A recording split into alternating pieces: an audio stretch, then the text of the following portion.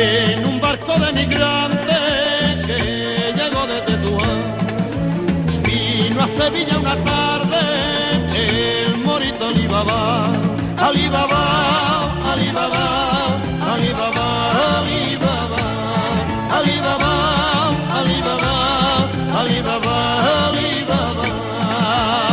Na na na na na na na na na na na na na na.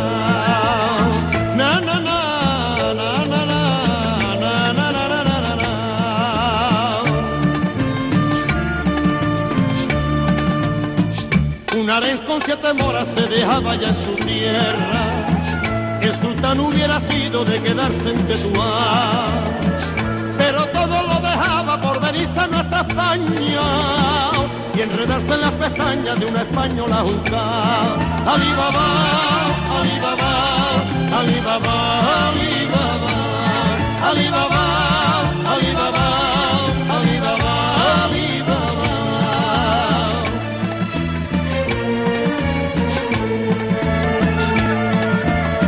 Los gitanos de la cava envidiosos preguntaban quién será ese Alibaba, que con su lenguaje loco va formando el alboroto por donde quiera que va, con su chilaba, con su turbante, con su semblante de mará, se la llevaba toda de calle, vaya detalle de Alibaba, Alibaba, Alibaba, Alibaba, Alibaba, Alibaba, Alibaba, Alibaba, Alibaba, Alibaba, Alibaba, Alibaba.